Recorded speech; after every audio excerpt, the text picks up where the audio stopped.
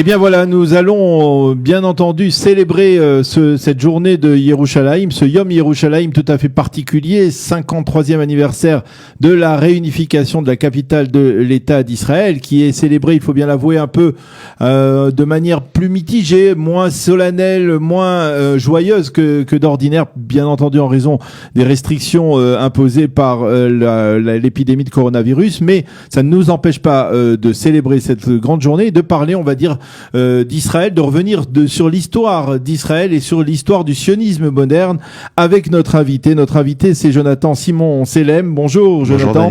Boker Tov, merci d'être venu ici dans notre studio en cette journée de Yom Yerushalayim. Vous êtes un personnage, une personnalité connue de la vie francophone, de la vie à la fois politique et sociétale de la communauté francophone en Israël. On ne vous présente plus, mais cette fois-ci, vous êtes ici pour nous présenter votre ouvrage, un ouvrage que vous avez rédigé, qui est en fait un ouvrage, on peut le dire, presque historique, puisque vous êtes allé retrouver les archives du premier congrès sioniste et les archives sont en français, grâce à vous, pour la première fois, on peut le dire, à travers un titre qui est extrêmement, on va dire, claquant, et vous allez nous expliquer pourquoi vous avez choisi ce titre. Les vrais protocoles des sages de Sion, ce sont en fait tout le protocole du premier congressionniste et même des premiers congressionnistes, on va dire. Vous allez nous expliquer cela. Tout d'abord, comment vous est venue cette idée de mettre sur papier, on va dire, et en français, et je crois que c'est quelque chose, une contribution incontournable et extrêmement importante, en français, donc, ces archives du premier congressionniste. L'aventure a commencé il y a 5 ans et demi, 6 ans, quand je suis tombé sur les documents originaux qui étaient en allemand, donc totalement incompréhensible pour moi. Et donc j'ai commencé à chercher si ça existait en français, ça n'existait pas. Et en continuant à chercher dans certaines bibliothèques privées, j'ai trouvé les mêmes documents et en anglais, et qui étaient alors qui dataient de 1911, signés de la main de Max Nordau, donc l'adjoint de le numéro 2, voilà, le numéro 2, l'adjoint de l'Organisation sioniste mondiale. Absolument. Et Max Nordau écrivait ce document original, cette première réimpression de 1911 est exactement l'identique de ce qui est écrit en allemand. Je vous la recommande, elle est essentielle pour connaître la situation, pour comprendre la situation. Et donc, je me suis dit, de l'anglais, c'est fabuleux. C'est-à-dire que j'ai une édition qui est certifiée de la main de Max Nordau en anglais. Donc de là, je peux commencer à travailler en français parce que certains textes à l'intérieur méritent vraiment d'être connus. Alors, ça veut dire que jusqu'à présent, d'abord, les travaux du premier congressionniste, celui au cours duquel, eh bien, Théodore Herzl a prononcé cette phrase mythique, à Bâle, j'ai créé l'État juif. Absolument. Eh bien, il n'était pas en français jusqu'à présent. En fait, il existe une version sur laquelle je suis tombé il y a 3 ans de ça à peu près, qui a été traduite en français en Tunisie. C'est une maison d'édition tunisienne qui a publié ça. Alors j'ai pas voulu travailler là-dessus pour une simple et bonne raison, dès la préface. Je vous laisse imaginer. Il y a une sorte de parti pris. Je vous laisse imaginer. C'était même pas un parti pris, c'est juste regarder ce qu'on fait, comment ils ont transformé les sionistes pour massacrer les Palestiniens et ce genre de choses. Donc, honnêtement, je suis passé dessus. Mais sinon, il y a personne avant vous qui a eu. Alors, à ma connaissance. À votre connaissance. À ma connaissance, j'ai trouvé personne, aucun document certifié, validé, approuvé. Ok. Alors, on revient au premier congressionniste. Donc, les textes originaux du protocole du premier congressionniste étaient en allemand. Alors, c'était en allemand. D'ailleurs, les discussions se tenaient principalement en allemand. Il y a quelques personnalités qui parlaient en yiddish ou en hébreu, mais très peu, et certaines en anglais. Et même, par exemple, Jacques Bahar, qui était un sioniste de l'époque, qui faisait partie de ce premier congressionniste, qui rapportait la situation des Juifs de France ou d'Algérie, lui-même parlait dans un français, mais dans un très bon français, mais il explique dans le livre qu'il se sent mal parce qu'il devrait parler en allemand, mais qu'il n'a pas le langage nécessaire. Donc il y avait quand même un discours qui était en français. Il y avait un discours en français, mais il avait été reporté en allemand dans le texte. Alors, essayez de nous recadrer ce congressionniste. On est à la fin du mois d'août 1897 à Bâle. Absolument. Combien il y a de participants au congressionniste ? 204 participants qui ont le droit de voter, parce qu'il y a des délibérations, plus quelques femmes qui sont là en tant qu'observatrices, mais qui n'ont pas le droit de voter. Pourquoi? C'est-à-dire, toutes les représentants, c'était que des hommes? C'était que des hommes qui étaient, Ah alors, ouais. qui avaient le droit de voter. C'est-à-dire, mais il y avait des personnes dans la salle qui étaient en plus, dont des femmes, mais qui n'avaient pas le droit encore de voter à l'époque. C'était l'époque. C'était l'époque. Oui. Et quelques chrétiens. Chrétiens sionistes qui étaient là, et il y en a certains dont on dit qu'ils ont extrêmement fortement influencé Theodor Herzl à l'époque. Alors, alors, si je peux me permettre, parce qu'il y a vraiment une magnifique histoire sur le deuxième congrès sioniste, donc c'est à la fin du livre. Le deuxième congrès sioniste, ça fait 3 ans plus tard. Un an plus tard. C'est l'affaire Dreyfus, etc. Donc deuxième congrès sioniste, le jour de l'ouverture. L'affaire Dreyfus, elle a déjà éclaté au premier congrès sioniste. Exactement, mais on en parle lors du deuxième, pas lors du premier. Ah ok, c'est intéressant. Et lors du deuxième congrès sioniste, c'est le jour d'une fête chrétienne qui est célébrée à Bâle. Ouais. D'accord, au mois d'août. Et lors de cette fête chrétienne, il y a une procession dans la rue, donc une grande manifestation, et les gens passent devant. C'était le grand casino de Bâle. Bien sûr, oui. Ils passent devant et ils disent vive les Juifs, vive Israël. Et t'as tous les représentants du congrès sioniste qui sortent au balcon et ils se mettent à pleurer en entendant ça, parce que c'est la première fois. Une sorte de reconnaissance. Une reconnaissance en disant c'est la première fois en Europe où on ne jette pas des pierres depuis des années. Des années. Alors, revenons à ce premier congrès sioniste, parce que c'est l'essentiel, on va dire, de cet ouvrage, bien qu'à la fin, donc, il y a aussi les protocoles, mais c'est les protocoles intégraux. Non. Pour ce qui est du deuxième jusqu'au sixième congrès sioniste, j'ai pris les principaux discours, à savoir ceux de Herzl et de Nordau. Alors, ok. Alors, justement, je voudrais qu'on parle de ce couple qui est à l'origine du mouvement sioniste. Il y a Theodor Herzl, bien entendu, c'est la figure emblématique du mouvement, celui qui a créé le mouvement, qui a enclenché ce mouvement. Mais Herzl va décéder très rapidement. Ouais. Il va mourir en 1904. Ouais. Et tout le monde pense que c'est Nordau qui va prendre la suite. Voilà. Et tout le monde prend. Et non. Alors. Et non. Et en fait, Herzl et Nordau. On parle pas souvent de Nordau. Nordau est totalement inconnu. C'est un nom de rue. C'est un nom de rue aujourd'hui. À Tel Aviv, effectivement, ou ailleurs, même à Jérusalem. Mais Nordau, c'est la matière grise. Vraiment, on le sent dans le livre. Et d'ailleurs, ceux qui n'aiment pas lire. C'est le cerveau du mouvement sioniste. C'est le cerveau complètement. C'est-à-dire que ceux qui n'aiment pas lire, mais qui veulent le livre parce que c'est un vrai document d'histoire, ils peuvent se concentrer sur les discours de Max Nordau. C'est un concentré de tout le livre et c'est juste fabuleux. Et Nordau et Herzl, c'était quasiment la même approche. C'était les mêmes. Ils pensaient de la même manière. Les deux, d'ailleurs, avant de penser à l'invention du congrès sioniste, les deux s'étaient plus ou moins éloignés du judaïsme. Herzl, par exemple, n'avait pas circoncis ses enfants parce qu'il pensait que être juif c'était un danger et qu'on allait pouvoir un jour les rafler. Il était visionnaire. On sait qu'il y a des théories différentes sur aussi. Peu importe. Il y a plusieurs théories. Voilà, exactement. Mais en gros, c'était ça. Et puis un jour, il s'est rendu compte, en écrivant une pièce de théâtre, où il avait un personnage qui était juif mais converti au christianisme, et il s'est rendu compte, en écrivant cette pièce, en plein milieu de la pièce, il s'est rendu compte que il avait beau être chrétien, on le traitait de juif quand même. Et là, il s'est rendu compte et s'est dit, mais se convertir au christianisme, c'est pas la solution. Et la solution au problème juif, c'est un État juif. Et donc, pour en revenir à Nordau très rapidement, Nordau, on pensait tous qu'il allait prendre la succession de Theodor Herzl en 1905, et Nordau était marié avec une non-juive. Et il s'est dit, si moi, qui suis marié avec une non-juive, je prends la tête du mouvement sioniste, on va me critiquer et ça va partir dans des discussions intenables, etc. Donc et il a laissé la place. De lui-même. Il a laissé la place à David Wolfson. À David Wolfson. À l'américain. Alors, c'est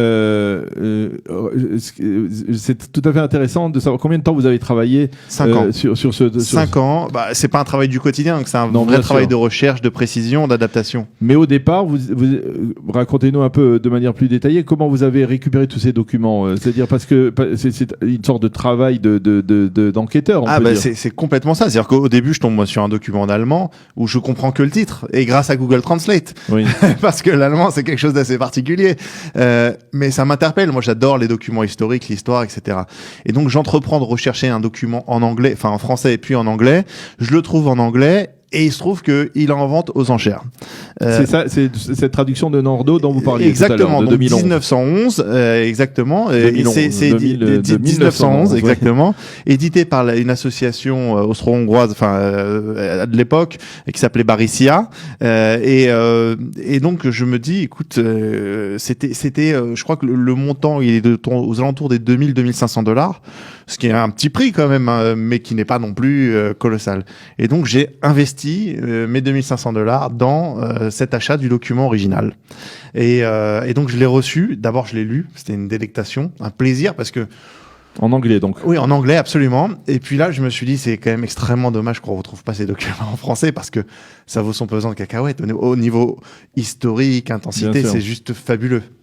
Et donc, j'ai entrepris ce travail d'adaptation en français. Alors, c'est un travail que vous avez mené tout seul ou... Alors, le livre, il y a certaines pages qui sont altérées en anglais, où il était impossible de trouver... Parce que ça forme un livre. Là, c'était extrêmement volumineux. Le livre original est plus fin. Ouais. Il est écrit beaucoup plus petit. Et moi, j'ai essayé de faire en sorte que les interlignes soient assez espacées pour que ça ne fatigue pas les yeux et que les lettres à l'intérieur soient assez grandes aussi. Alors, c'est pas non plus écrit bien sûr. Mais c'est agréable à lire. Je voulais pas un livre trop serré, que ça servait à rien.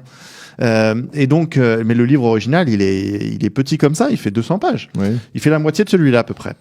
Et donc j'ai pris 5 ans. Alors déjà une traduction simple, puis des recherches d'adaptation, etc. Parce qu'il y a plein de noms d'associations qui existaient à l'époque qui n'existent plus. Donc il fallait retrouver quelles étaient ces associations, quels étaient leurs buts, et puis les personnages aussi du congressionniste.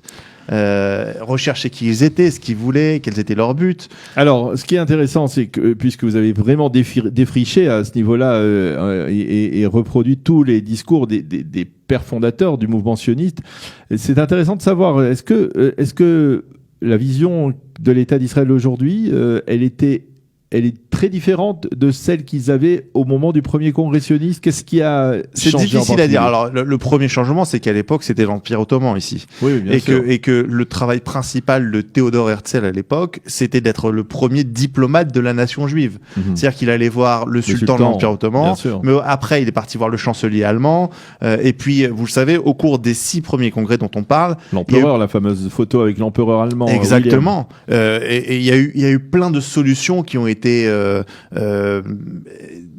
comment dit-on, échafaudé. C'est-à-dire qu'on a parlé d'abord, donc l'objectif principal c'était un foyer juif en Palestine, mais sous la mandature du sultan. Oui. Ça c'était le premier plan. Et puis après on a vu que c'était compliqué, donc on a proposé un État juif, comme vous le savez, il y a eu en Ouganda. Oui, bien sûr. Mais d'ailleurs, il faut savoir parce que ça aussi, c'est étonnant, ça je ne savais pas. 1906. Exactement. Mais vous savez que le projet Ouganda, aujourd'hui, ça ferait partie du Kenya. Donc aujourd'hui, nous serions kenyans. Ah, oui. Non, mais c'est étonnant, c'est intéressant. Ouais. C'est quelque chose qu'on ne sait pas forcément. Mais entre ces projets-là, il y en a eu d'autres. Il y a eu des tentatives de colonisation en Amérique du Sud, dont on connaît l'existence. Le baron Hirsch. Exactement. Mais il y a eu aussi Arafat. Herzl est parti à Rafah. Il y a eu toute une expédition sioniste à Rafah sous avec l'accord du gouvernement britannique pour étudier la possibilité de créer un État juif à Rafah.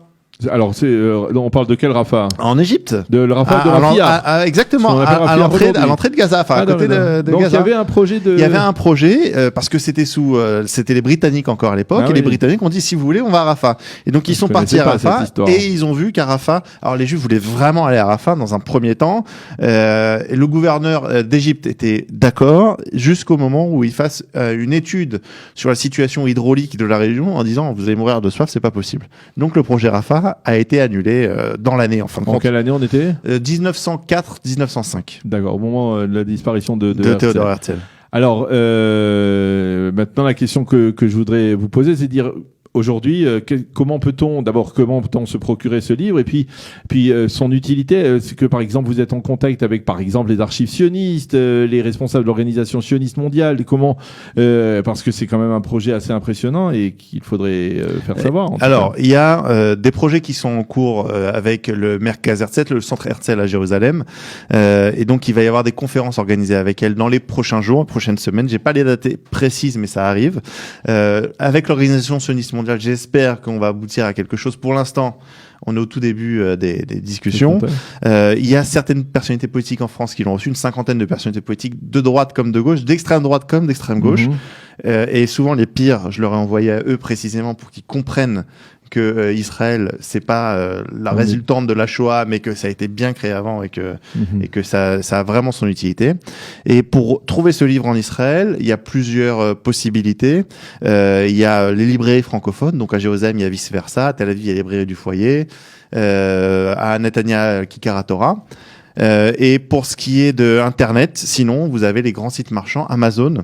Alors il y a 2 liens sur Amazon, il y en a un qui est en rupture de stock. Le livre se vend extrêmement bien et il y en a un deuxième Et il y en a un deuxième qui est toujours disponible. Et on peut l'envoyer dans le monde entier, bien entendu. Alors vous avez, est-ce que l'appétit vient en mangeant et que vous avez un autre projet de ce type j'en ai un autre en marche. Je suis en train de travailler sur un deuxième livre sur le premier président de l'État d'Israël, Weizmann. Parce que Weizmann a rejoint l'aventure sioniste dès 1902 et que tout au long de sa vie, on voit son avancée, son cheminement jusqu'à ce qu'il arrive président de l'État d'Israël. Donc c'est quand même fabuleux. On part de 1902, les tout premiers congressionnistes. Et alors, il s'agira de... Lui, on peut dire, contrairement à Herzl et à Nordau, ils ont vu la création de l'État. Il a vu la création de l'État d'Israël. Pour le coup, lui. Et puis il a des rencontres fabuleuses avec Einstein, etc. Donc le prochain livre, ce sera de traduire ses principaux discours et ses échanges épistolaires avec les leaders juifs, mais pas seulement, aussi des leaders politiques du monde entier.